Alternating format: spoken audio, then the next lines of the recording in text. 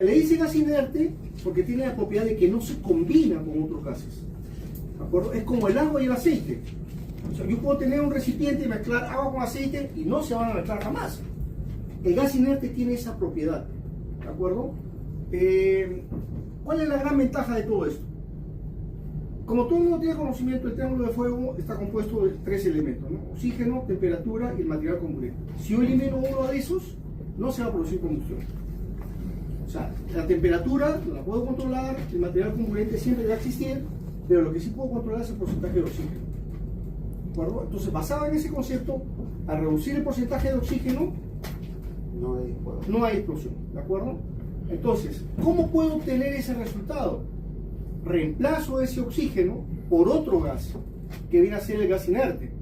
Pero esa propiedad que yo obtengo de ese gas justamente es que desplaza ese oxígeno, ¿de acuerdo? Lo libera a través de este sistema de la PV, la Pressure and Vacuum, ¿de acuerdo? Y todo el ambiente, dentro, si este es un tanque y tenemos un 50 o un 80% de carga, ese colchón que queda ahí es única y exclusivamente gas inerte, o sea, no se va a producir una explosión, ¿de acuerdo?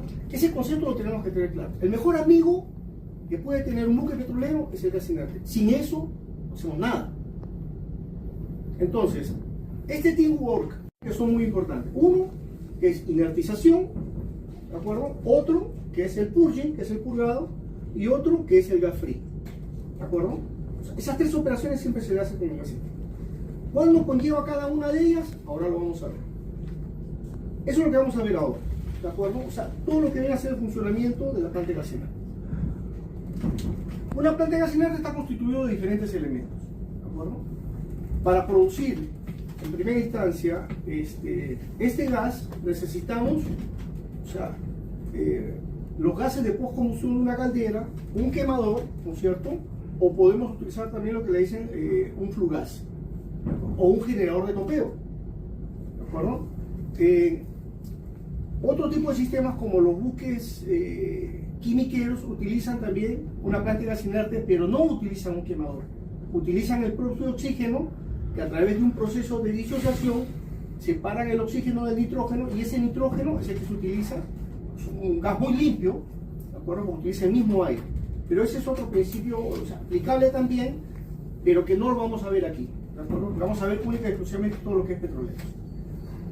Entonces, utilizamos una caldera en principio, ¿de acuerdo? Utilizamos los gases de postcombustión a través de un quemador de fuel, y esos gases de postcombustión salen a una temperatura entre 350 y 400 grados centígrados.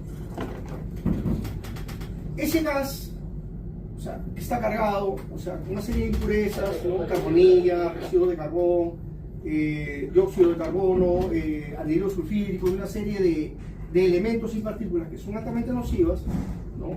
Requieren ser enviados a los tanques de carga, pero para ello tiene que pasar por un proceso, ¿de acuerdo? Entonces, una vez que ya se ha liberado a través de un par de válvulas, pues puede ser una caldera o dos calderas, ¿de acuerdo? O puede ser una caldera grande y otro quemador más pequeño, o un generador de gas inerte pequeño, dependiendo de las necesidades o el tipo de operaciones que pueda tener un buque. Basado en ese concepto, se abren dos válvulas, ¿de acuerdo? Y eso va a una scrubber, que es una torre de lavado, ¿de acuerdo? ¿Por qué va a una torre de lavado?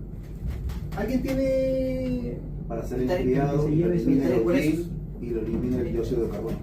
Efectivamente, o sea, esa torre de lavado trabaja con una bomba independiente, una bomba de agua, en la cual permite que a través de unos sprinklers y unos rociadores internos en la torre de lavado pueda enfriar, o sea, ese gas a una temperatura de más o menos 2 o 3 grados la temperatura de agua. Es decir, si entra a 350 grados o 380 grados, que es lo que sale en los gases de la caldera, ese scrubber, ¿de acuerdo?, va a permitir bajar la temperatura hasta unos 2 o 3 grados la temperatura de agua mar. Si la temperatura de agua mar es 20 grados, pues entonces la temperatura de ese gas lo va a enfriar más o menos a 23 grados o aproximadamente dentro de ese límite, ese mar.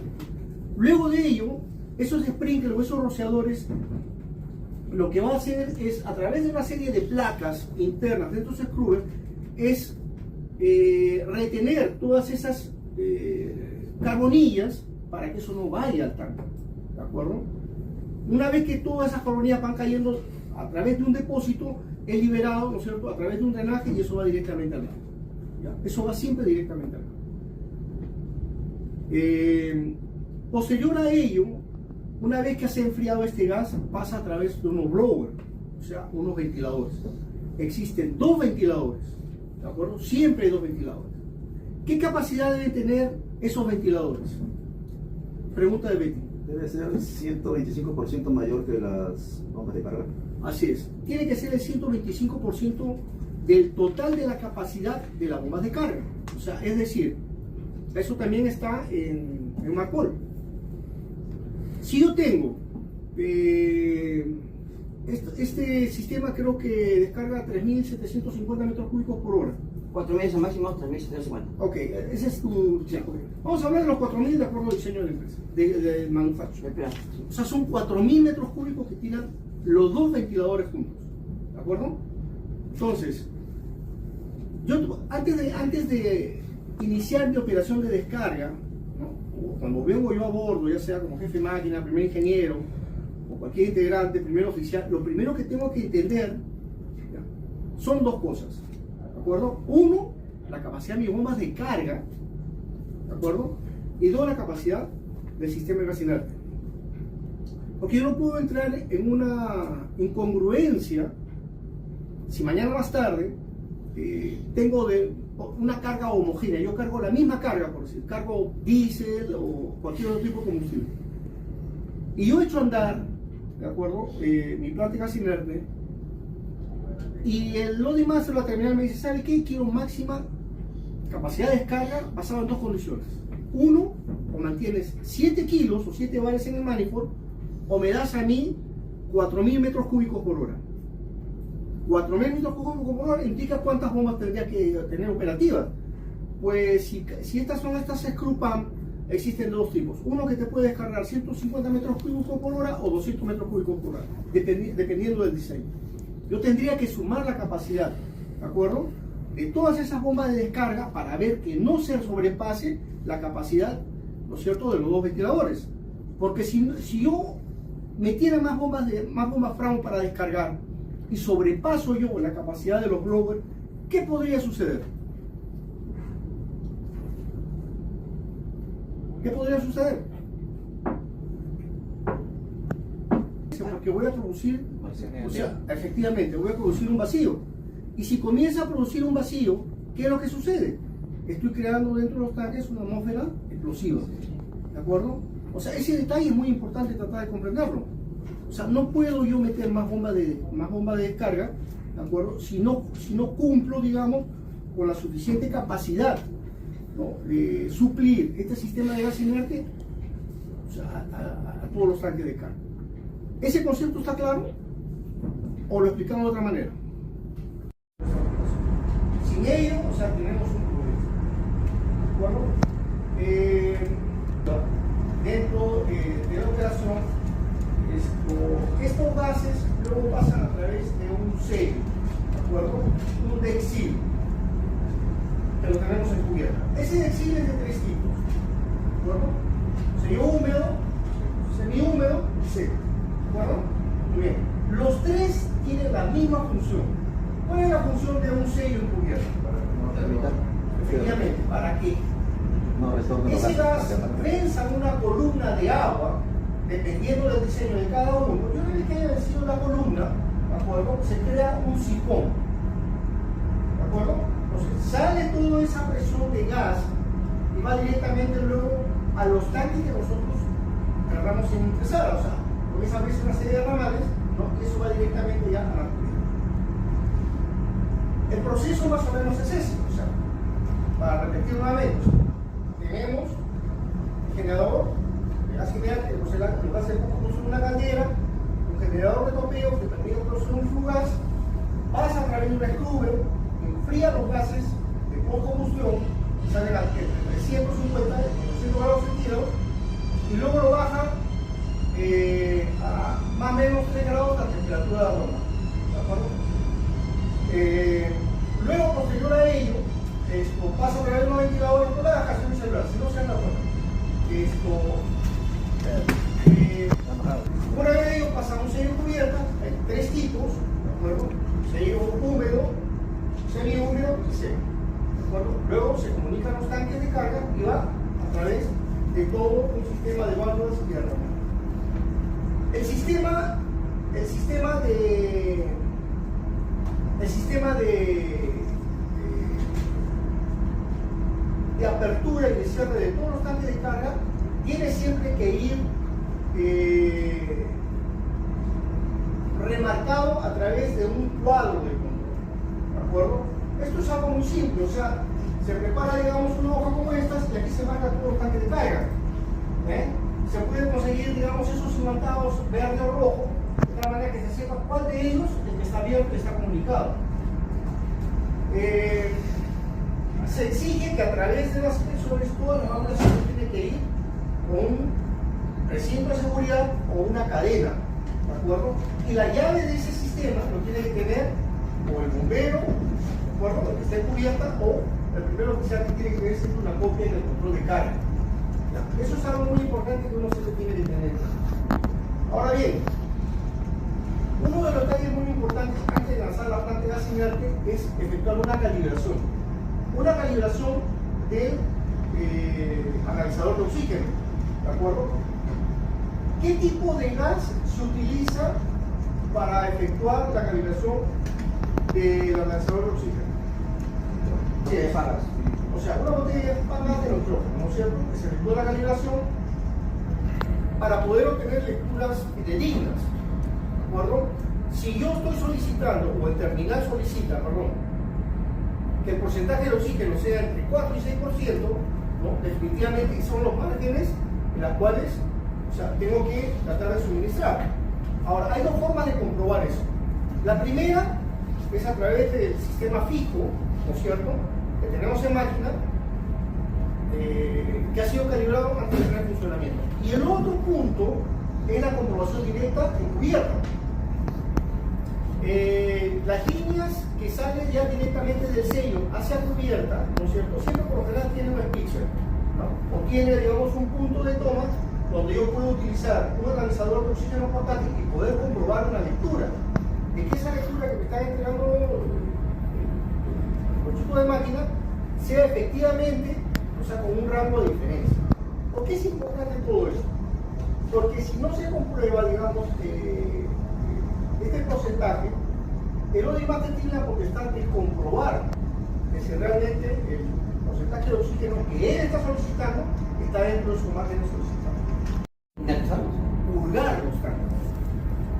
Inertización viene a ser el proceso en la cual, y ahora vamos a tocar sus puntos. Una cosa es inertización, otra cosa es purgado y otra cosa es gas frío. Son 3 conceptos completamente diferentes, ¿de acuerdo? Porque lo que estoy haciendo, el tanque ya tiene gas inerte, ¿no es cierto? Lo que estoy haciendo, ¿qué cosa es? Reducir el porcentaje de oxígeno dentro de los parámetros solicitados por la terminal para poderlo alcanzar. El permiso correspondiente y el práctico su labor. Motivo por el cual, después de haber comprobado con los equipos de analizador portátil, determinado y el 4 estribores, el 1 centro o cualquiera de los tanques que se encuentren fuera de su rango, comenzar a hacer un curso. ¿De acuerdo? Eso se llama un curso, o sea, desplazar ese porcentaje de oxígeno entre el rango que se encuentre, entre 10 o lo que fuera, y bajarlo a su mínima presión. ¿De acuerdo? Ahora, una vez que tienes todo eso, el mapa se encuentra listo para poder cargar. Antes de ello, no se puede realizar. Este sello de cubierta, todos los sellos de cubierta, de acuerdo al sello de construcción, tienen una particularidad muy importante. ¿Cuál es? Efectivamente, también hay un no returbado, ¿de acuerdo? Hay una válvula, es una válvula checa, ¿de acuerdo? O sea, fuera del sello de cubierta de la cual te permite que los gases no regresen, ¿de acuerdo?, a la planta de gas inerte, también tenemos una válvula checa. Todos estos parámetros que estoy mencionando siempre están sujetos a una inspección periódica, ¿de acuerdo? Pero estos sellos de cubierta también tienen una particularidad, que tienen un sistema de heating, un sistema de calefacción. ¿Por qué es importante que ese sello de cubierta tenga un sistema de calefacción?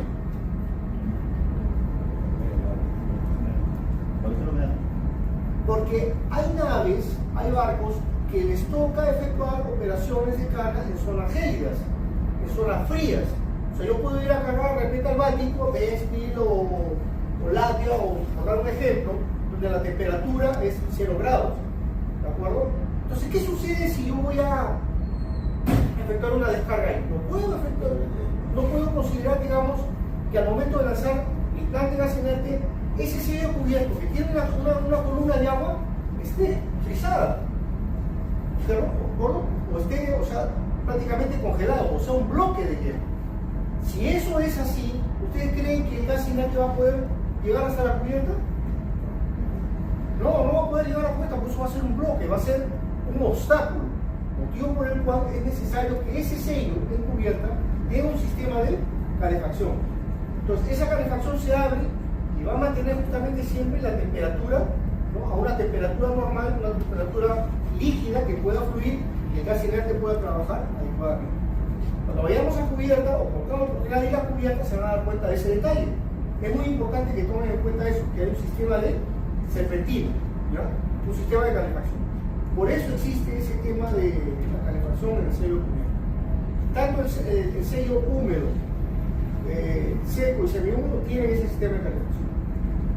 Bien, el concepto de que en algún momento durante la inspección se vea de que se ha arrancado el sistema de gas inerte y por A o B ha saltado algún tipo de alarma, la planta se pare, ¿qué es la operación inmediata que se debe hacer? Se para la descarga, ¿okay? O sea, no hay otro tipo de aplicación. O sea, en ese momento se para la planta de gas inerte y se para la descarga. ¿Por qué es importante parar inmediatamente? Porque si se continúa la descarga, ¿qué es lo que va a suceder? Ese colchón de gas inerte que hay va a comenzar a bajar y las pibis, o sea, van a comenzar a romper, ¿no?, y va a comenzar a ingresar oxígeno, ¿de acuerdo? Entonces ese detalle es muy importante tenerlo en cuenta. Inclusive, o sea, dentro del control de carga tiene que haber una anotación referente. ¿Qué paradas de emergencia, qué paradas pueden suscitarse en base a un mal funcionamiento o en algún detalle que bajo automatización requiera de que la planta de gas inerte se pueda parar? A ver si te den un ejemplo. ¿Ah? ¿Se puede parar la planta de gas inerte? Sí. Una contrapresión. Que no ha abierto la válvula. Muy bien, otro más. Malva de sello, presión de la bomba de sello cubierta. No.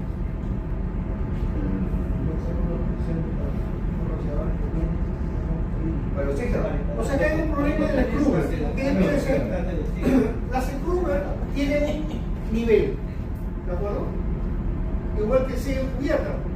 O sea, todos esos trabajan igual que un flotador, ¿no? Es igual que cualquier sanitario que tenemos acá, funciona como un flotador.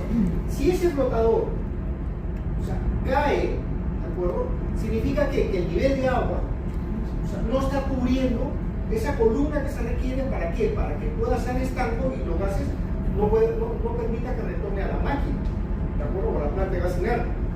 Entonces, ¿qué puede indicar que hay un bajo nivel de agua? Que la bomba que suministra, ¿no es cierto?, ese sello no esté operando o que esté parado. Ese es un problema, ese es un motivo por el cual se para la planta de gas inerte.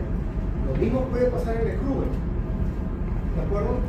Otro punto en el cual determina de que se pueda parar la planta de gas inerte puede ser la temperatura del blower, ¿de acuerdo? ¿Eso qué significa? Que el scrubber no está operando bien y la temperatura que sale entre más de 300 grados, o sea, no está enfriando correctamente y por lo tanto está entrando con esa temperatura del blower y está recalentando justamente el impeller. Entonces ahí también hay una alarma y ¡pum!, se para todo. Yo puedo mencionar una lista variada de todo ello, pero no todos están, digamos, incluidos dentro de esa lista, motivo por el cual es importante tener nuevamente el manual del fabricante y creo que me parece que está en la página 85, referente a todo lo que son las especificaciones de cada detalle, y al final está El buque llega al puerto de carga, ¿no es cierto? Pero antes de llegar a cargar, ¿en qué condición tiene que estar el barco? Inertizado, ¿no es cierto? ¿En qué porcentaje tiene que estar el buque inertizado? Entre 4 y 6%. Aunque todos sabemos que de acuerdo a pruebas por laboratorio, o sea, no se cumple el triángulo de fuego cuando el porcentaje de oxígeno está más de un 11%. ¿De acuerdo? Pero sin embargo, las regulaciones se han ido, digamos, mejorando, poniéndose más estrictas y al final se habló de un 7 y 8%. ¿De acuerdo? Sin embargo, hay algunas terminales que exigen, ¿no?, que ese porcentaje sea entre un rango del 4 y 6%. Lógicamente que cuando sucede todo esto hay un gran problema. ¿Por qué? Porque la gran cantidad de carbonilla que se va a formar igual siempre va a los tanques. Trae como riesgo que también pueda contaminar la carne. Pero eso es un tema aparte. Muy bien, una vez que has conseguido estar en condiciones inertes, 4 y 6%, llegas al puerto de carga y empiezas a cargar. Perfecto. El buque termina de cargar y sale a navegar. ¿De acuerdo? Salimos de Venezuela, una zona caliente, ¿no?, y luego estamos yendo rumbo norte, a Nueva York, para ir a descargar esa carga, y de repente están en zona de invierno. ¿Qué puede producirse durante el viaje?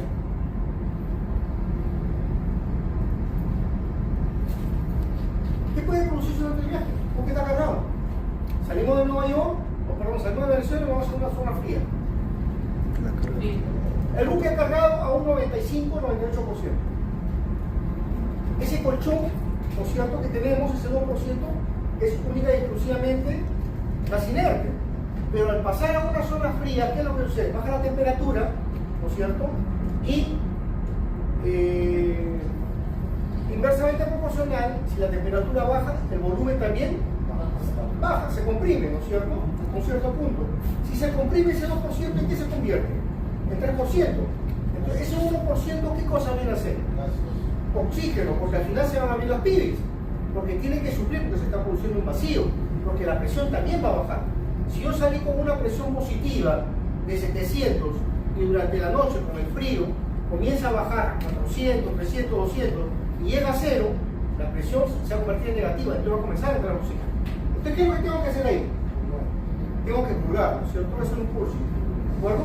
O sea, en otras palabras, meter gas inerte, ¿de acuerdo? Hasta llegar también a una presión positiva. Llegué al puerto de descarga, ¿de acuerdo? Y comencé a descargar.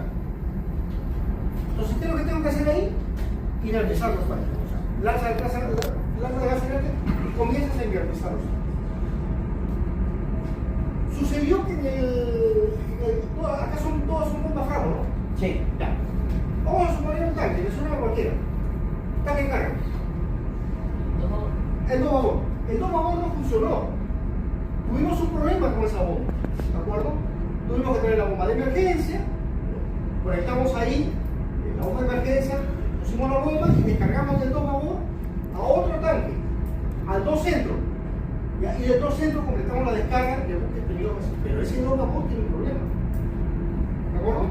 Entonces, termina la descarga, carga protesta por demora y sale a navegar. Hay que entrar de ese tanque, al 2 vapor. A ver qué ha pasado. ¿Qué proceso tenemos que hacer ahora? Ok, pero para colocarle en gas free, ¿no es cierto? ¿Qué es lo que tengo que hacer? Descargar todo. ¿Eh? Descargar todo. No, ya saliste el lastre, ya terminó la descarga.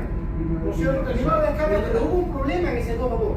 O sea, pusiste la bomba de emergencia, descargaste toda esa carga del 2 vapor, lo pusiste en otro tanque, donde tenía la bomba operativa y se descargó todo el final. Pero ese 2 vapor tiene un problema. ¿De acuerdo? Entonces, ¿qué es lo que tengo que hacer? Tengo que ingresar a ese tanque para ver qué problema hubo con esa bomba Framo. ¿De acuerdo? Entonces, ¿qué es lo primero que tengo que hacer? Inertizar. Purgar. Tienes que hacer primero un programa de limpieza. ¿De acuerdo? O sea, vas a tener que lavar ese tanque. ¿De acuerdo? Vas a tener que lavar ese tanque. Pero para lavar ese tanque, ¿qué es lo primero que tengo que determinar? El L. O sea, tengo que ver el porcentaje, el volumen de gas de hidrocarburo. ¿De acuerdo? ¿Qué instrumento utilizo para ello?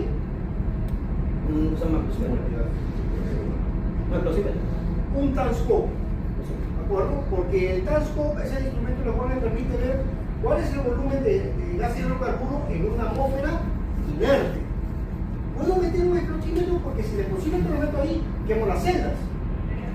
El explosímetro se pone exclusivamente para verlo en una atmósfera donde tengo más del 19% de oxígeno. Ahora salió otro tipo de equipos, más sofisticados, donde ya puedo meter directamente el explosímetro porque va acompañado también de un rasgo. Eso lo vamos a ver luego.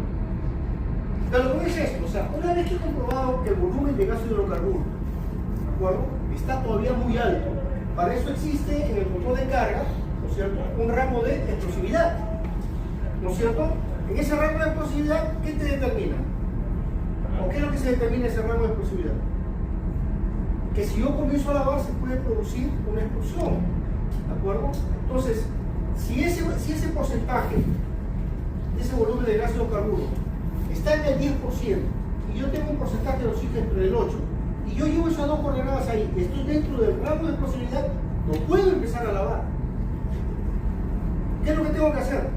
Tengo que purgar el tanque, ¿de acuerdo? Entonces comienzo a meterle gas inerte hasta que comienza a bajar todo ese volumen, o sea, y a través de las pilis, voy a poner las pilis, las pongo en modo abierto y comienzo a liberar todo ese volumen de gas hidrocarburo.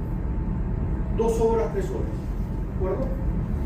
Vuelvo nuevamente a medir el porcentaje de volumen de gas hidrocarburo, lógicamente que para ello tengo que esperar a que calmen las atmósferas unos 15 minutos. No puedo entrar directamente a medir ese tanque. Tengo que esperar a que eso entre en reposo. Una vez que entre en reposo, vuelvo a medir y el porcentaje de volumen de gas hidrocarburo está en 1. Ok, entonces en ese momento sí puedo utilizar un explosímetro. Utilizo el explosímetro y ya el LED ha bajado bastante. Entonces recién ahí puedo lavar el tanque. ¿De acuerdo? Comienzo a lavar el tanque porque sé que no se va a producir una explosión. Una vez que he bajado ya, digamos, y he lavado el tanque por el periodo del programa de lavado, he rechicado el tanque, entonces viene el segundo proceso que es gas frío. ¿De acuerdo? Entonces comienzo a ventilar el tanque, hasta que después de haber entrado con el explosímetro, encuentro que hay 20.8 o 29% de oxígeno. ¿De acuerdo? Entonces en ese momento puedo entrar al tanque, puedo ingresar al tanque, a ese espacio cerrado, ¿puedo ingresar? ¿Perdón? Todavía no. ¿Por qué no? Porque esa atmósfera ventilada que tienes que hacer el procedimiento, ¿no? No, pero ya pues, o sea, ya lo ventilé, ya hay 20.8, 20.9 de oxígeno. ¿Puedo entrar al tanque? Sí, se puede. ¿Puedo o no puedo? ¿Puedo o no puedo? Yo soy el surveyor, soy el Ricky, soy Italo Rivero. Y yo te pregunto, ¿puedo o no puedo? ¿Ah? ¿Cuáles son las condiciones? ¿Estás de acuerdo? Todavía falta evaluar los otros gases. ¿Qué gases?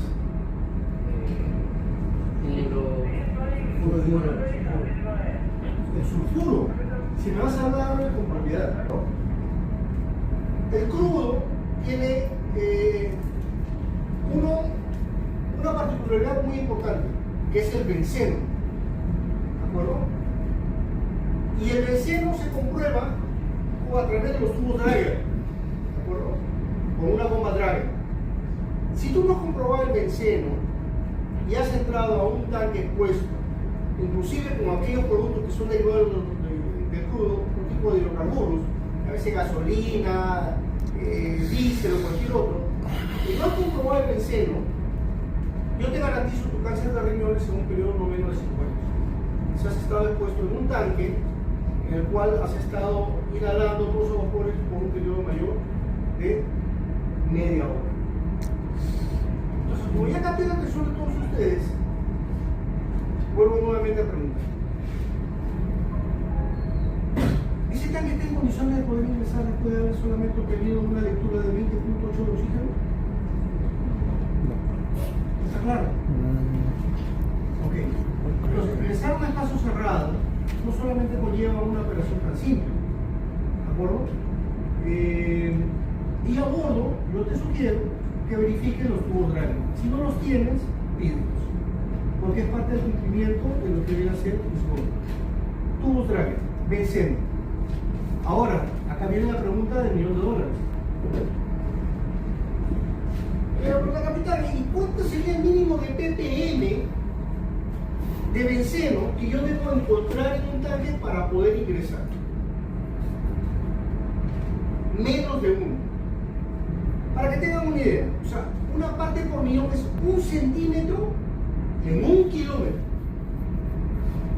O sea, eso es lo que menos de 1. ¿De acuerdo? Antiguamente, así tal como está. Y el benceno es incoloro, que es inodoro, o sea, no se huele, no se percibe, no se siente.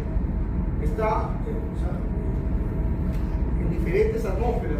Es más, o sea, puede haber colchones de benceno en diferentes partes, motivo por el cual es muy importante que la lectura de las atmósferas se tome en diferentes niveles. ¿De acuerdo? Pregunta para los oficiales de gobierno. Si el tanque mide 10 metros de altura, ¿cuánto mide acá un tanque por medio cada tanque de cargas? ¿Ah?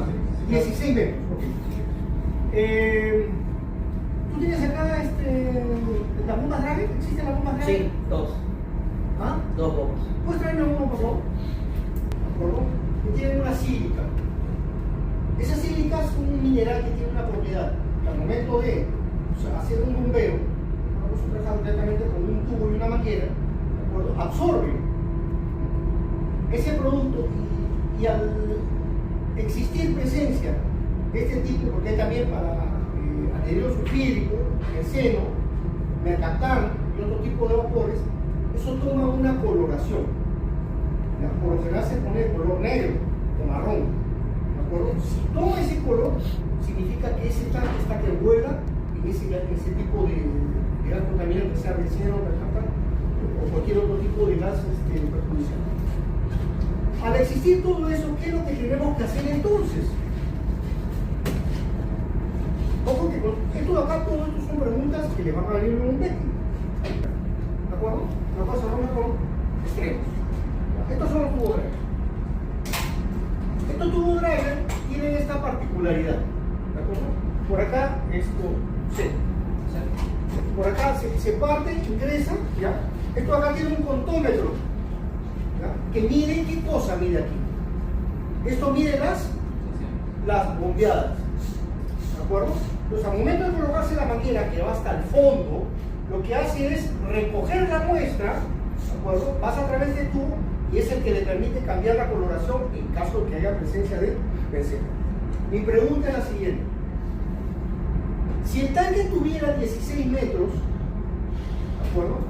¿Cuántas bombeadas debería darle a este equipo para poder recoger una muestra?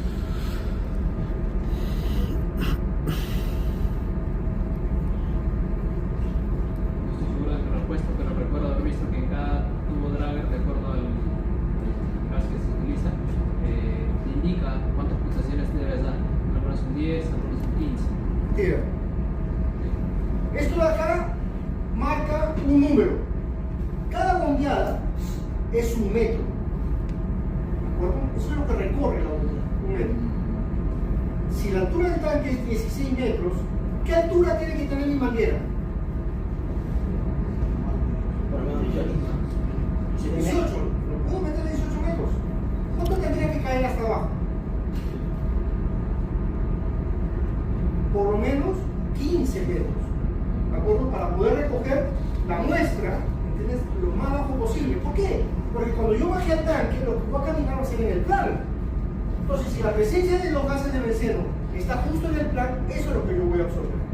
¿Bueno? Estamos saliendo un poquito del tema de quizás de esto, pero todo esto son preguntas béticas, ¿de acuerdo? Y más que todo, todo esto está relacionado con el sistema de gas inerte, al final de cuentas. Entonces, son 15 bombeadas, ¿de acuerdo? Lo que tengo acá. Y esto comienza a tomar una coloración. Ahora bien, 500 de 0 a 100, de 0 a 50, de 0 a 10, ¿de acuerdo? O sea, si yo tomo la primera muestra y pongo un tubo de 0 a 500, ¿qué es lo que hago? Esto acá va a marcar y me va a decir, si todo esto está negro, quiere decir que está que vuelve a vencer. Entonces lo que tengo que hacer es, ¿qué cosa ahí? Nuevamente comenzar a purgar, ¿de acuerdo? Tengo que seguir purgando todo eso. Pero como ya no hay presencia de gases de hidrocarburos, porque ya el tanque está en aire frío, entonces lo que puedo hacer es seguir ventilándolo con aire, ¿de acuerdo? Lo ventilo, par de horas, nuevamente bajo y vuelvo a comprobar con el tubo drive. Ya me marcará 500, de repente marca 200. ¿Puedo ingresar? No puedo. ¿De acuerdo? Tengo que seguir ventilando. Hasta que esto de acá baje hasta su mínima presión. Lógicamente, que cuando ya marca 200, ya no voy a utilizar el tubo de 0 a 500.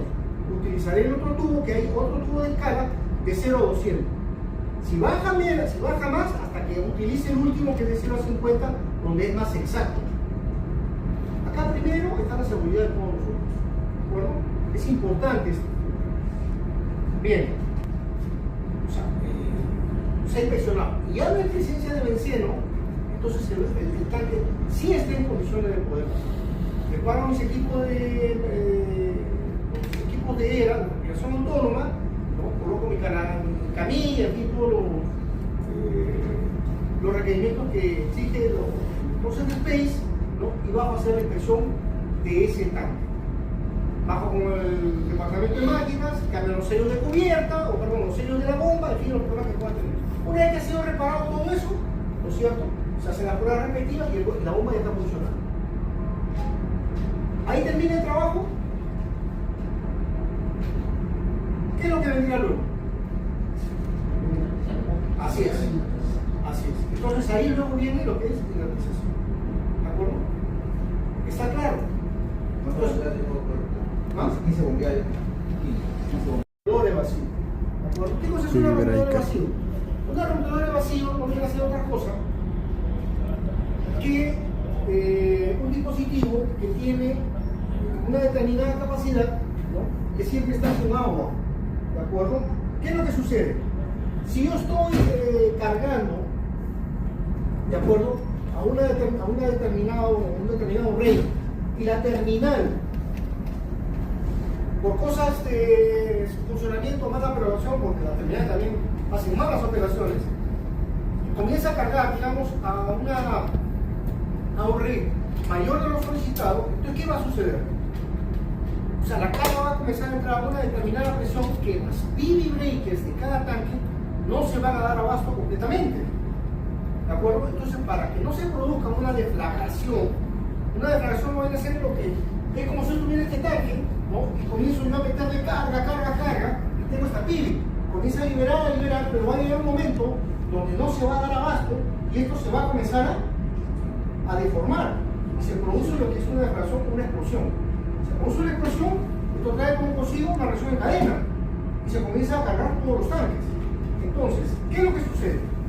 Estos tanques de carga, todos los tanques de carga, están conectados entre sí a través de una tubería, en la cual se comunican con diferentes tipos de ramales. Y al final existe lo que viene a ser una rompedora de vacío, ¿de acuerdo? Que es una PV breaker más grande que sí libera, ¿no es cierto?, toda esa columna de agua, ¿de acuerdo? Y comienza una tubería de mayor volumen a comenzar a liberar toda esa presión de carga que no puede suplir, ¿no es cierto?, estas PV breakers de cada tanque. ¿Estamos de acuerdo? Esa es una rompedora de vacío. O sea, lo que va a hacer es ayudar a estas PV breakers que son más pequeñas, que no pueden dar el cumplimiento necesario por el error que tiene la terminal de alimentar a un volumen de carga más rápido, que pueda liberar, digamos, esa presión en la cual está permitido. Cada PV breaker está marcada y te dice cuánto es el volumen máximo y el mínimo. ¿De acuerdo? ¿Cuánto viene a ser el que tú tienes en tu vida? Sí. Son 1700. 1700. ¿Y la mínima? Menos 350. Menos 350. Ok. Entonces, lo que sucede es eso. ¿De acuerdo? O sea, alimenta, el volumen de carga es mayor a 1750, cuando comienza a alimentar a 3000. No se da abasto estos tanques, lo puede estar cargando con tanques y no suple. Entonces, al estar comunicados con esa rompedora de vacío, la pueden ver encubierta, libera esa columna de agua, ¿de acuerdo? Y toda la presión sale por ahí y no se produce lo que habíamos dicho, una deflagración. Ahora, esa sello de cubierta tiene también una particularidad, ¿de acuerdo? Eso tiene un nivel, ¿de acuerdo? Tiene un LED de color vidrio que siempre tiene que estar limpio, ¿de acuerdo? El visor, ¿ya? Eso siempre tiene que estar limpio. Y aparte de ello, ese sello de cubierta se llena siempre con agua dulce, ¿no es llena con agua salada, se llena con agua dulce. Y eso también lleva un antifreezer, un anticongelante. ¿De acuerdo? ¿Por qué lleva un anticongelante? Efectivamente. Porque cuando van a las zonas frías, eso se puede congelar. Si eso se vuelve con un adoquín, lógicamente cuando tenga todo ese problema, no va a poder liberar esa presión que pueda venir de los otros tanques. Y ese anticongelante lo que hace justamente que suele ser de color verde, permite a ti que eso tenga siempre un fluido y en caso que haya una emergencia poder liberar toda esa presión así. Esa rompedora de vacío no es de 1750, es mayor, ¿de acuerdo? Y eso siempre tiene que ir marcado. Ahora, sello de cubierta, la PV breaker, la rompedora de vacío siempre tiene que ir con una fecha de inspección. Acuérdense, ¿de acuerdo? Eso tiene que ir anotado en un registro. O sea, tengan en cuenta siempre todo la inspección, y esto suele preguntarse también así en los vetting. Los sellos de cubierta suelen tener lo que se llama un demister. ¿De acuerdo? ¿Qué viene a ser un demister? Si es el sello de cubierta, la parte de acá arriba, ¿de acuerdo? Suele tener una malla, o por lo general también puede ser de un material absorbente, que lo que hace, ¿qué cosa es? Es retener todas las partículas sólidas de carbón que no ha podido tener, digamos, la PV breaker, poder haberlo retenido, ¿de acuerdo? Perdón, el scrubber, ¿ya? El scrubber. Entonces hay un volumen de carbonilla que suele pasar, entonces antes de que se vaya al tanque queda retenido en este demister. ¿Eso cómo se limpia? Hay una tapa de registro que se retira, ¿no? Se saca esa malla, que es una malla, y se lava con un producto químico. Una vez que está limpio, se vuelve a colocar. Todos los sistemas tienen ese demister. Así es. Todos. ¿Perdón? Todos tienen un demister. ¿De acuerdo? Es un tubo alto, ¿ya? La más Riser, de palo 22. En los crudos tanques. Lo busques grande. Y ese palo, la parte de arriba, tiene una especie de malla que viene a ser un matafuego que trabaja con una válvula y que se abre en una determinada posición. ¿Para qué? Para que cuando tú estés cargando, ¿de acuerdo? Sabes que el rey es bastante alto, por lo general cuando vas a cargar en Sudáfrica, se carga un volumen bastante alto. Entonces la presión de todos los vapores al momento de cargar se libera de una forma mucho más riser también, ya dentro del sistema. Muy bien. Tiene el mismo principio que la PV breaker. Sí, solamente que hay un volumen ya que se mantiene. Claro, que al momento de concluir las operaciones de carga, siempre hay que tener en cuenta que luego eso se cierra. Esa válvula es normalmente manual. Manual. Esa válvula es manual. ¿De acuerdo? Y la inspección justamente de ese matafuego hay que hacerlo también de forma regular.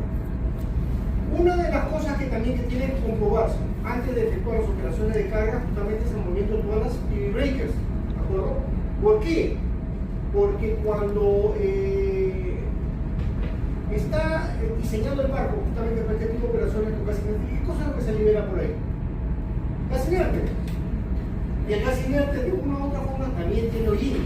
¿De acuerdo? Entonces, si eso no se efectúa un mantenimiento continuo, esas válvulas se quedan pegadas. Y eso se supone que tiene que trabajar y operar a una determinada presión. ¿De acuerdo? Igualmente el vacío. ¿Hasta ahí está claro? ¿Alguna duda hasta ahí?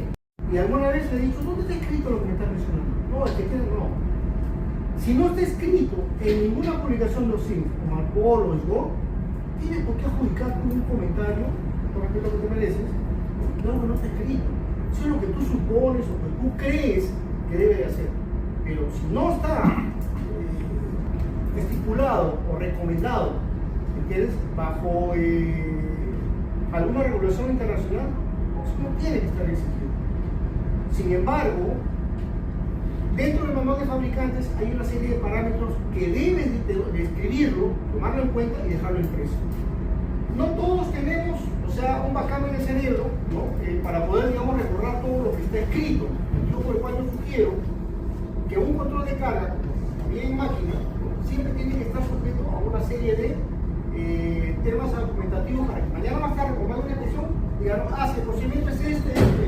A un alto rey de carga, se podría dejar la PIB, la más raíz abierta. Ah, sí, claro, se deja abierto. Pero eso es.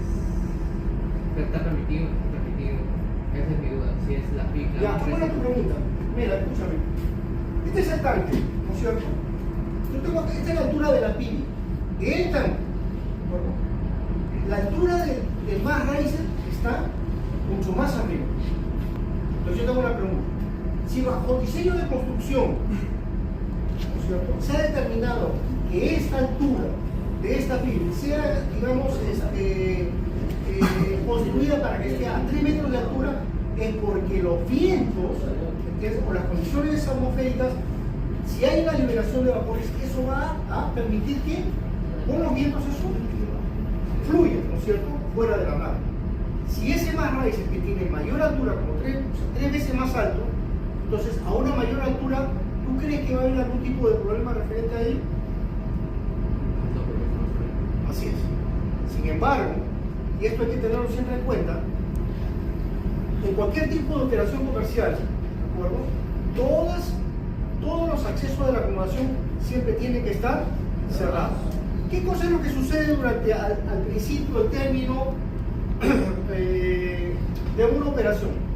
Abres tapas de mano, tomas muestras, ¿de acuerdo? Haces culajes, tomas temperaturas, y quieras o no, se abren los tapines, ¿cierto? Cuando abren los tapines, ¿qué sucede? Hay una liberación de vapores. ¿A qué altura están las pilas? Perdón, ¿a qué altura está la cinta? Entonces, ¿tú crees que a esa altura, ¿no es cierto?, habrá una buena ventilación? No, ¿de acuerdo? A esa altura existen unos vientos que se llaman EBS en inglés, ¿de acuerdo? Esos EBS, ¿qué cosa es? A esa altura se forman lo que son los famosos remolinos, no se ven, ¿de acuerdo? Pululan a través de la nave. O sea, si este es el barco, ¿de acuerdo?, esta es la nave, y a esta altura, después de que has abierto los mares, estos vientos pululan esta zona, ¿de acuerdo? ¿Qué es lo que sucede cuando abres o tienes abierta una puerta de acomodación? ¿Qué es lo que sucede? Al abrir la puerta se produce una succión y estos vapores ingresan, ¿de acuerdo? Cuando esos vapores ingresan, ¿qué sucede? Van a comenzar a buscar lugares, abres otra puerta, gente que puede irse de repente una u otra cabina de cocinero que esté en la cubierta de control de carga, y por error a veces prenden un cigarro y eso detona. Por lo general los vapores siempre provocan colchones, ¿de acuerdo?, esquinas. Entonces ahí es donde se producen las detonaciones. ¿Está claro? Entonces por eso que las PIBs tienen esa cierta altura. Por eso que el más raíces tiene una altura mucho más alta. ¿Por qué? Porque evacúa una mayor cantidad de vapores. ¿Está claro? Algunos terminales de operaciones de carga, por ejemplo, El vapor return line. El vapor return line justamente en terminales, no se ve, pero tú puedes ir a Mondstadt, a Noruega, en algunas terminales de Estados Unidos, más que todo en Europa, y te colocan un vapor return line. ¿De acuerdo? Entonces, por lo general en Noruega siempre se carga. Cuando cargas, ¿de acuerdo?, en vez de que todas esas PIBs liberen toda esa cantidad de vapores a la atmósfera y contamine sus áreas, sus zonas, porque al final esto es un vapor contaminante, ¿de acuerdo? ¿Qué es lo que hace? Retorna todos esos vapores a tierra y son recogidos en tanques de almacenamiento.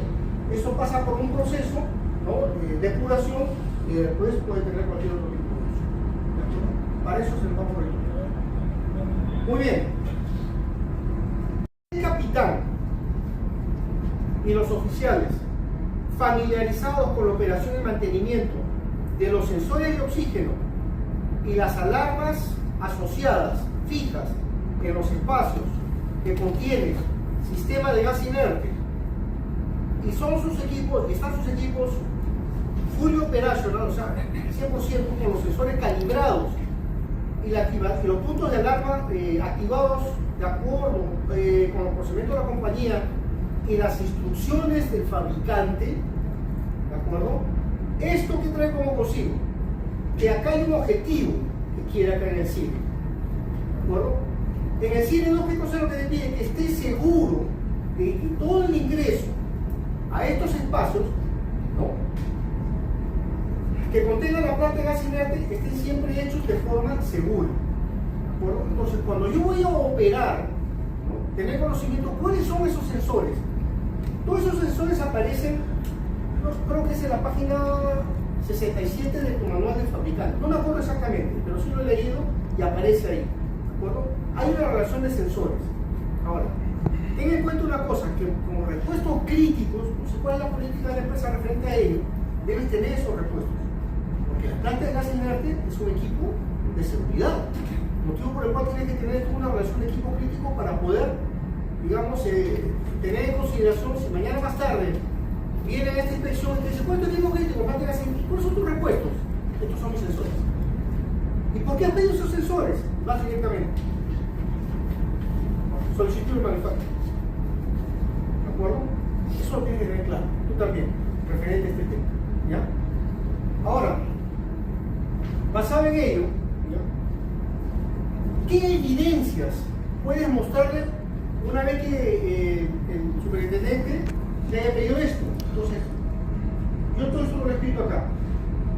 Los procedimientos de la compañía, mantenimiento y operación referente a todo lo que son los sensores de oxígeno y asociados con las alarmas fijas, ¿no?, en los espacios que están contenidos dentro del sistema de gas inerte. Ahora, ¿qué significa todo eso? Hay sensores en el analizador fijo de oxígeno, hay sensores en el globo referente a la temperatura en caso de parada de emergencia, ¿no es cierto? Y toda la relación que conlleva todo este tipo de equipos. Eso referente a este tema, o sea, si te hacen una pregunta referente a ello, tienes que tener un sustento. Entonces, ¿y cuál es la política? De repente la política no existe porque estuve revisando ahí el tema de los procedimientos de operación, pero la única exclusivamente creo que dice tanto gas inerte que cartera de reposado. Eso es todo lo que es. No dice más. Y es la verdad, o sea, el sistema de gestión aquí en ese contexto está bastante pobre. Yo no estoy mintiendo. Coge tú el manual, el sistema de gestión y está escrito. Esto debería ser más amplio.